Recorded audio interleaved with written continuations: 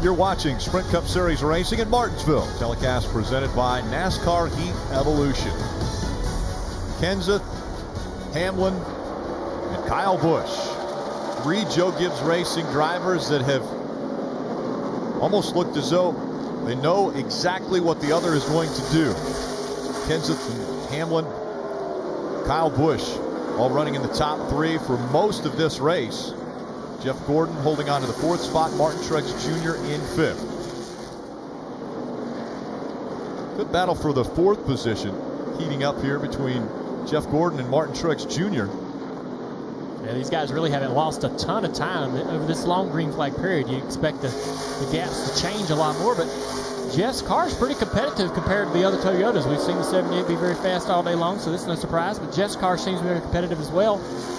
Just behind them, Brad Keselowski is also in closing in on this battle with a competitive car too. So even though we're seeing the top 3 Gibbs cars, it looks choreographed how they're running. It looks like it's so easy. There's a couple guys back here behind them that I think still have a shot at upsetting this brigade. Well, I would add Jimmy Johnson to that list. Restarted 25th after that issue with the 11. They had to have a long pit stop to beat out the fenders, and he's driven all the way to the 10th position, closing in on Carl Edwards for 9th. So while it's easy to forget about a car like the 48 with 147 to go, they better keep that on mind. And it seems like we have the first car coming to pit road. The 42 of Kyle Larson has hit pit road. It looks like all the tires are up. So this must be a scheduled pit stop for the 42 of Kyle Larson. I believe green flag pit stops are getting underway here as the 16 of Greg Biffle also has come to pit road, and a great battle heating up here, the 78 and the 88. And the 4 car just hit pit road. Kelly. And Kevin Harvick struggling on that last long green flag run. He said he went through his right rear tire too quickly. He said it's just flat back there. He also said that he is tight through the center. We'll see what 4 fresh Goodyear tires do for Kevin Harvick. 88 locked his tires up coming to pit road. May have been coming in a little bit hot. Dave. Here comes Joey Logano running 8th on this run. Fell back a couple spots, picked up a couple spots. Mainly during this run, he said the car has been turning well. I just need more help with the drive off. You can see the slow pit road speed here for safety with all these pit crews working on these race cars. Now he finally rolls into the pit stall. He'll get more tires, an air pressure adjustment, and a chassis adjustment, Mike. Matt Kenseth has led over 170 laps so far this afternoon. A very good race car. Still, they'll make a chassis adjustment and 4 tires on the 20 car. Matt Kenseth looking for his first career Martinsville victory. He's off pit road. A very quick pit stop. 12.5 seconds. Caution's out. And just that quickly, the caution has come out. 19 car. He has a flat right front tire. Yeah, he didn't hit the commitment line, but he decided to come to pit road because he knew he had to fix the tire. Well, we talked about those melted beads. That's exactly what this looks like. Yeah, I see some damage on the fender. I'm not sure if that came before or after the right front tire went flat. He was running 9th right before they started to pit under green flag conditions. Look how bent up the fender is. A lot of fender damage. Yeah, that's definitely that's a lot of damage. You got to. Here's a replay. So on board right here, oh, that looks like a melted bead for sure. It just goes straight, and that is some heavy contact. I don't think that's just sheet metal damage. No, that is that's big heavy contact. And again, Carl Edwards, one of the chase drivers, now having an issue. His teammate Denny Hamlin was speeding earlier on pit road. Now Carl Edwards with this damage. You see, yeah, the sparks coming out of the right front. That's what's scary about hitting early here. We talked about had that gamble, knowing the possibility of melting a bead. It's not unusual to do that. So Jimmy Johnson did not hit pit road. McMurray, Hamlin, Kyle Busch, none of those guys had hit pit road. That's such a helpless feeling getting into the corner like that when the right front blows out. So they're working on the 19. The one thing that the drivers that came to pit road will have as an option is the wave around. Everybody is going to have to, if they hadn't come to pit road yet, everybody's going to have to come to pit road just because of fuel. And of course, that was the longest green flag run that we've had here for quite some time. So they'll all be coming to pit road. The wave around is going to come into play. The wave around absolutely is going to come into play. The big winners in this whole situation, A.J. Allmendinger, he's going to come wherever he comes out. Perhaps if he beats him off pit road, he'll be the leader. The 48 behind him, he's in second. McMurray, the 1 car, also in great shape. Then you have to go all the way back to Denny Hamlin, who's already serviced his pace or his car. He's going to end up taking the wave around. Perhaps it's going to come down to where the caution car is and where all these cars are scored versus the cars that have already pitted. The 11 is on the lead lap. So is it Kyle Busch, so is it Matt Kenseth, but they're behind some of the other cars, so we're going to have to let pit road open, let the field cycle through, and then we'll be able to explain who takes the wave around and who does not. And typically in NASCAR in this situation, they'll wait a little bit. They'll try to get it sorted out before they open pit road, get things in order, and then open pit road. 19 car going behind the wall. As you mentioned, Steve, that was big damage.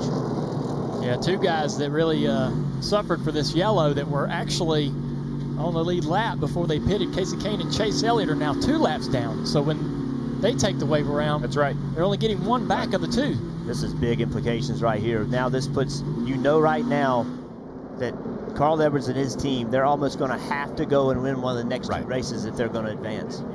Again, only one driver potentially would get in based upon points into the championship 4 if during these 3 races you have a chase driver win. So the other big issue you have right here is, let's look, we have Allmendinger, Johnson, McMurray yet to pit. Big break for them. But there's other cars that have pitted, huge break. Denny Hamlin in 4th is all the way back here. You see him coming into screen now. He will be the leader of the race because the cars in front of him will come to pit road. The 11 and the 18 will stay on the racetrack. They will assume the race lead. Everyone in front of Denny Hamlin 1 lap down can take the wave around. So big break for Jimmy Johnson, also a good break for Denny Hamlin. But if they take the wave around, they're going to have to be at the back of the field. And here at Martinsville, if you restart at the back, you're in jeopardy of going a lap down a lot quicker. Hey, I think we got cars out of fuel. The 48 car is on the back straightaway, stopped. 47 car is on pit road. Marty. 48 is out of fuel. He said, I have no fuel pressure. And I was watching Chad Canals, and his eyes lit up. Also, A.J. Allmendinger going by me. He is out of fuel as well. He asked him to switch a flip inside the car. Jimmy said, I already did that under caution. So out of fuel here for the 48 is Jimmy Johnson, who had worked his way back in the top 10. Now you can see the car is refired. He's telling him to pit right now, and he missed pit road. So he's going to have to come back around once again and pit. And the 48s was racing around one of the safety vehicles that was on the track, and I think that was probably the reason why he couldn't come to pit road at that time. So are you blue on 2 now, and if fuel pressure came back? Yes, I'm solid 76. Turn 2, you want him in? The problem is pit road. Say fuel max. Pit road is still closed. They don't want to be on pit road while pit road is closed, but if you run out of fuel again, you're going to be in big trouble. So these teams implement a strategy in their fueling system. You see there's still some confusion on the radio with the 48. Chad and Jimmy are trying to diagnose the issue.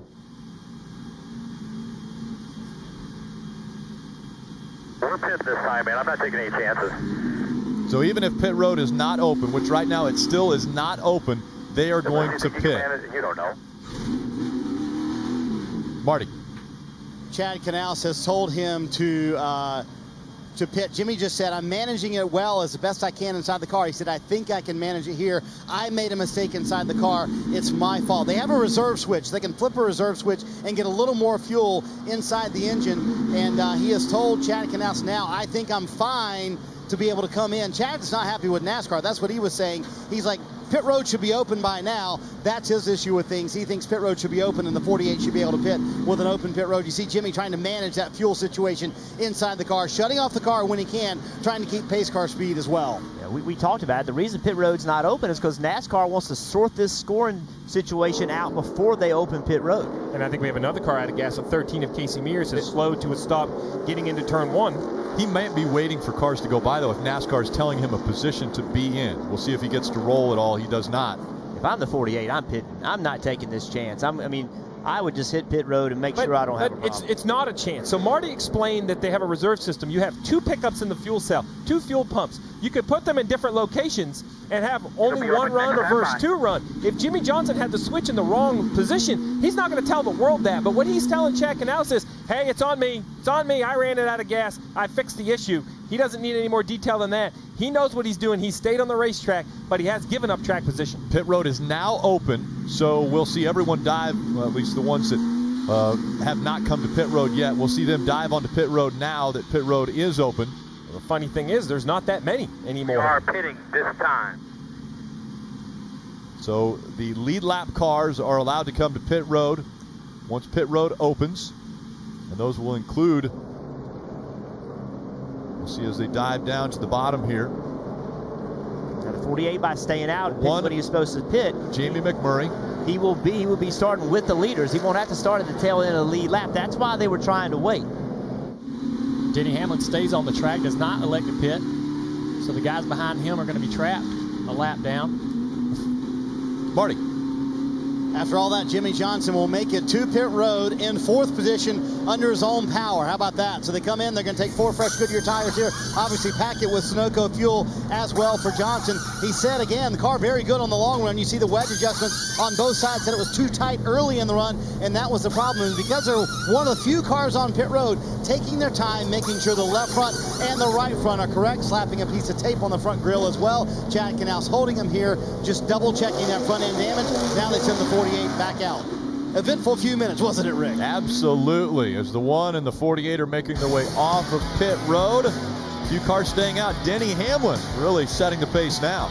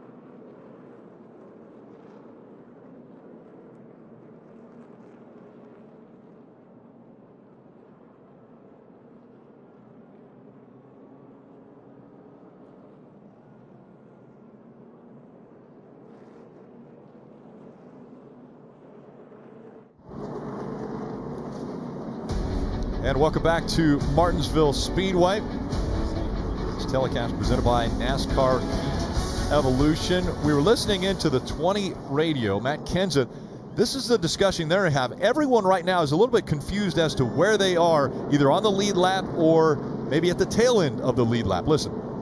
Can you explain how he could be the lucky dog if the 47 was the leader and I was right behind him? I cannot. No, I cannot. I think we're third. I really think we're third looking at it right now. That's my judgment. We're third. So, a few cars were on pit road under green flag conditions. While they were on pit road getting their service done, the caution comes out.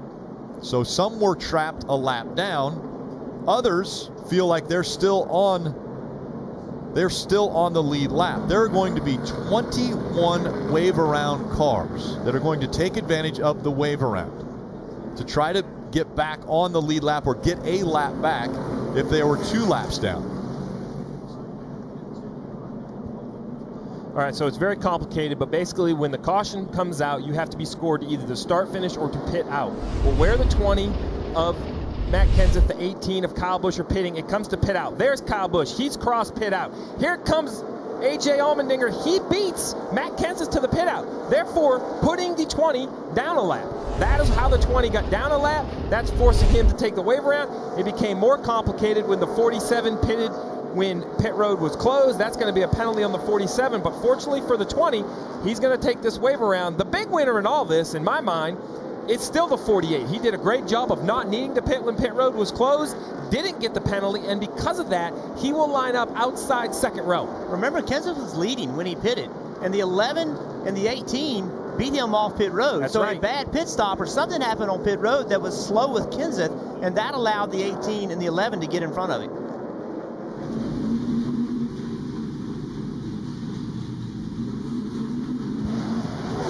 Chase continues next weekend on NBC at Texas Motor Speedway. The Xfinity Series returns to the track Saturday. Coverage begins at 3:30 p.m. Eastern. The Sprint Cup Series moves to race 2 in the round of 8. Coverage next Sunday starting at 1 p.m. Eastern on NBC. This lap is being done without the luxury of pace car, at least a portion of it.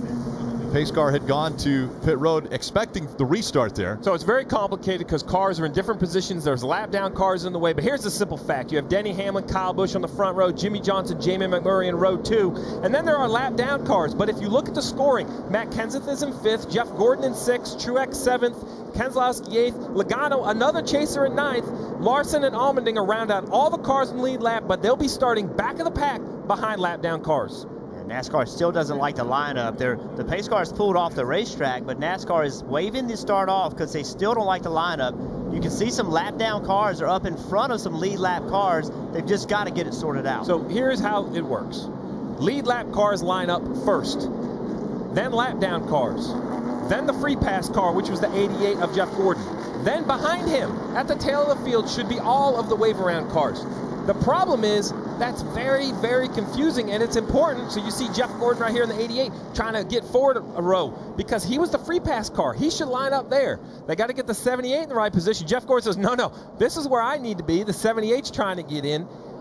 And I applaud NASCAR for leaving the pace car out. Oh, yes. You can't create a point system where 3 races determine who goes for the championship, and with 127 points to go, there could be no question mark whether these cars, it's not just about the winner. You have to make sure everyone in the field is lined up where they need to be. Points are so important. Steve, seriously, let's let the guy who's most recently been in the car explain to us how this whole rule works. Junior, go ahead and tell us why all this is happening. Good job. I'm kidding. I agree with Steve that NASCAR's doing the right thing here, taking the time to let this get all sorted out. And the drivers agree with it as well. When this doesn't happen, when we don't like the lineup and NASCAR allows it to race, the drivers all are going to complain afterwards. Absolutely. So I like the fact that they're going to get it sorted out, get this thing correct before we go back to green. There's too much at stake here. Well, and I think the 20 right now, Matt Kenseth, they're still frustrated because they thought they were 3rd. And so having to take the wave around, he's still not giving up positions, and he was a wave around car. Yeah, Well, these guys, so NASCAR's telling them where to go. I mean, right now, NASCAR is talking, the spotters are listening, they're saying, okay, 20 car, you should be the 4th car on the outside. So you're getting instructions, but NASCAR has to sort it as well. But we talked about the 20 car, came on pit road the leader. You see the guys he was racing 2nd and 3rd, they're on the front row. The difference was the 18 car was 2 seconds faster on pit road than the 20 car was. That's the difference between being on the front row and being back in 8th place. While they're shaking all this out, let's go into the garage and Mike Massaro. And with a championship perhaps weighing in the balance, the entire Joe Gibbs Racing team, including members from Carl Edwards, Kyle Busch, and Denny Hamlin's team here in the pits trying to work on the 19 car. Heavy damage to Carl Edwards' machine on the right side from nose to tail, not just body, but also chassis parts. They've made some adjustments. As Carl sat in the race car, they're ready to roll him back out on the racetrack, trying to lose as few laps as possible and gain as many points as they possibly can here today. Carl did say to his team over the radio as he sat in the car, he said, hey guys, keep your heads up. We'll go win in Texas. Rick, we talk about opportunities and things that have to fall your way. Well, nothing is more evident to me than the difference between the 48 and the 47. When the caution came out, the 47 was the leader, the 48 was in 2nd. They both ran out of gas. The 48 of Jimmy Johnson stays on the racetrack, does not pit when pit road is closed, does not incur a penalty. He lines up in the 3rd position. Look how far back we have to go to get to the 47 of A.J. Allmendinger. He pits when pit road is closed. He's only in 10th in scoring, but because of the penalty, he has to line up at the tail of the entire field, all the way at the back. Such a big shift, Marty, between 2 different tails of running out of gas, the 48 versus the 47. Well, and Chad Canals is saying the 47, while serving that penalty, still should be on the lead lap. And in his opinion, the only cars on the lead lap should be the 48, the 47, and the free pass car. He has asked NASCAR several times, I do not understand why these guys pitted under green. We pitted under caution, and they're ahead of us. He said it does not make any sense to me. He said it at least 4 times on the radio, politicking his case right now. I'm not sure he's going to get anywhere with NASCAR, but that's his point anyway. Well, I think I could show Chad Canals. It's really simple. The caution came out when they were on pit road, so everyone in the field slowed down. So let's go back to the pit out camera. The 47 is the leader. Here's the 18, off pit road, on the lead lap, before we see the leader of the 47 get to that line. The 11 and the 18 came on pit road. Jeff, you said it 3 times. Came on to pit road, serviced their cars faster than Matt Kenseth, faster than everyone else. When the caution came out, the leader slows down. That allows you to be on pit road a little bit longer. That saved the lap. So I understand Chad's confusion, but that camera shot convinces me NASCAR has it right. Denny Hamlin, Kyle Busch should be the front row. Because the 47 wasn't right behind the Gibbs cars when they pitted. There was a huge gap. Right. There was a huge gap from the 47 to the Gibbs cars. That made that, and then when that caution came out, that's the difference between them being on the lead lap and not being on the lead lap. And when the caution come out matters, because remember, Rick, what happens is you lose 2 laps when the leaders are running 20-second lap times. But when the caution comes out and they run a 35 or 40-second lap time, that is where you gain all of that time. We're going to take a quick break as they sort it out. We'll be right back for the restart.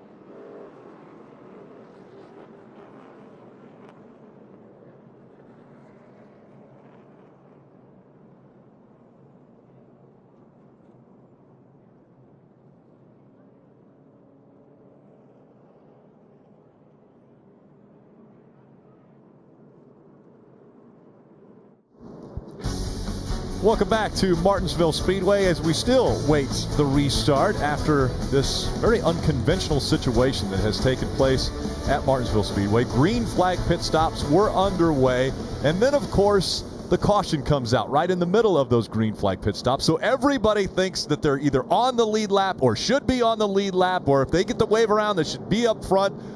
It's all getting cycled out. Everybody's going to figure out exactly where they're supposed to be. But obviously, the drivers want to make sure this is right before this restart goes. Yeah, the drivers and teams are going to argue their point, but NASCAR's up here trying to figure all this out themselves. They have to get this right. You know, you can't make this mistake of getting it wrong this late in the season with so much on the line. And this isn't guesses. You know, they have a lot of computer technology. It's not guesses that they're making, but they have to make sure it's right. And I applaud them for just stopping and saying, okay, let's get it right. Because if you get it wrong, you could have championship implications. Well, it's a complicated puzzle, Rick, because you have to figure figure out, A, who the leader is. And I think they can determine that the 47 was the leader. But where was he at the time of caution when he decided to slow down? And then who was on pit road, who wasn't? We had the 18 and the 11 who have pitted, yet somehow stayed on the lead lap. And I think that's the confusion for the other competitors. But I see how that opportunity is real. Because the 11 and the 18 were on pit road when the caution came out and the leader slows down, that gives them the opportunity to service their cars and not lose a lap. It's basically like hitting the lottery. It's like hitting the short track lottery, being on pit road at Martinsville when the caution comes out, but yet being just perfect enough to stay on the lead lap. Yeah, and we focus on the chase drivers. We focus on the drivers that have a chance to win the race, but these positions matter to everybody in the race. And so they don't just have to fix it make sure it's right for 5 or 6 or 7 people. It's making sure it's right for everybody that's still on the racetrack, and it just takes a certain amount of time. Well, they look like they're all in the correct orders. We look from high above, the aerial coverage provided by our partners at Smithfield Foods. But NASCAR, as you guys have mentioned, wants to make sure this is right before they throw the green flag. Mike. And catching up with Adam Stevens, the crew chief for Kyle Busch. Can you make heads or tails of what's going on here? I can promise you the front row is correct. Beyond that, it's up to the guys in the booth and the guys upstairs. I'm a little confused how the 20 did not get the lucky dog, and there's 2 or 3 guys that seem like they gained a lap in the cycle. So I'll be anxious to watch it back tonight to see what the heck's going on. Dave, a lot of people still trying to figure this all out. Well, Mike, I just looked at timing and scoring, and I saw the 22 car scored 9th, but you're on the outside. Are you where you're supposed to be, do you think? Yeah, it's a kind of a confusing situation, but the 47 was the leader, so the pace car picked him up, and that trapped several of us lap down. And he ran out of gas, so then we're behind the pace car, but lead lap cars, but then we got to take the waiver round to get there. So by waiver round, you just end up in the order you come back by the pace car. We'll fight our way forward from here. All right. Joey's got a pretty good race car today. Maybe not the best he's had here at Martinsville, but hopefully he's in the right position to restart, Rick. I think that's what everybody's hoping right now, is that they're in the right position. But that was a great explanation by Todd Gordon, because there is a situation that people were in. The 47 was the race leader. When he ran out of fuel, came to pit road, he actually then got a penalty. So with that penalty, that put him at the back, and it changed the way everyone thinks that the lineup is supposed to be.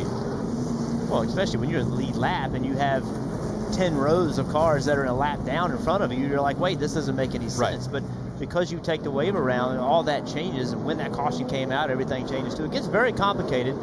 You would like to think it wouldn't take this long, though. You know, it shouldn't take over 20 minutes to sort this out, to be quite honest. Lights are still on the pace car, but they're showing them 1 to go. Kelly. And very quickly here with Mike Wheeler on the 11 car, what is your concern or confusion about this lineup now? Yeah, I'm hoping to see an in-car camera when we were at 1 to go. A bunch of cars passed it that shouldn't have passed it, so we need to get those guys a lap back down, because they got a free lap in the process. It's just an error. Hopefully they can replay the in-car camera and see that, and see those cars should be behind us, not getting a lap back. Okay, specifically they think it's the 4 car that gained a lap back that they should not have, Rick. Sure enough, and that is definitely a possibility, that the 4 car of Kevin Harvick now just a lap down. And a lot of people thought they should be 2 laps down. Well, the pace car has pulled off. That puts the field back in the hands of the 11, who has chose the outside line. And I'm guessing once again we will see Joe Gibbs Racing teammates working together. Denny Hamlin on the outside, Kyle Busch on the inside as they re-enter the restart zone. Green flag back in the air. You see that teamwork where the 11's on the outside again, getting the lead up from 18 car on the restart. Been doing that all day long as they've controlled the top 3 positions for most of the day. Now just the top 2. The 48 and the 1 racing really hard here.